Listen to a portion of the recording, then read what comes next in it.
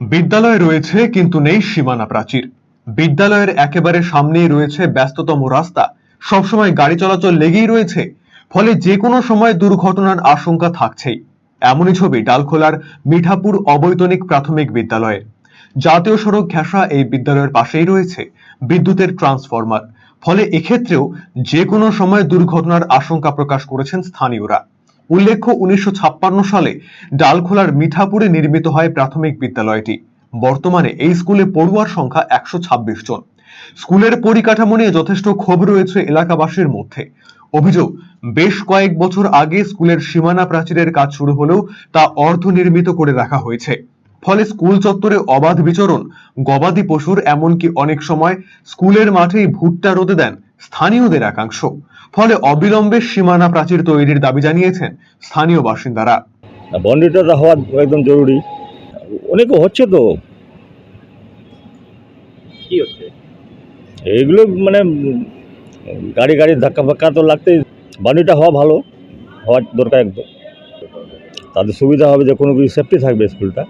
এ ব্যাপারে স্কুলের ভারপ্রাপ্ত প্রধান শিক্ষক নীলাদ্রি মুখার্জি কি জানিয়েছেন শোনাবো আপনাদের। 12 নাগাদ পাঁচিলটার উদ্যোগ নিয়েছিলাম, তখন এখানে একটা লোকাল একটা গন্ডগোল ঘটেছিল, ফলে পাঁচিলটা পুরো কমপ্লিট করা যায়নি।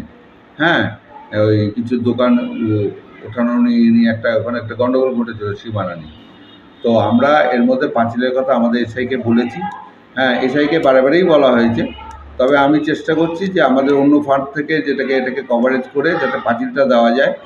পাশাপাশিভাবে মাটিগুলো পৌরসভা থেকে ফেলেছে, পৌরসভা থেকে অমৃতধারা জলও করেছে।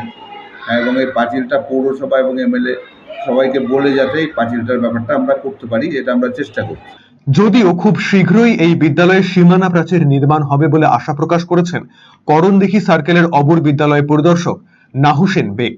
এই ব্যাপারে আমি যখন ডালখোলাতে যখন জয়েন করলাম, তখনই কিন্তু প্রথমে আমাদের একটা বাউন্ডারি ওয়ালের প্রপোজাল অফিস থেকে পাঠানো হয়েছিল, কিন্তু 2 বছর হয়ে গেল, এখন অবধি কিছু অ্যাপ্রুভাল আসলো না।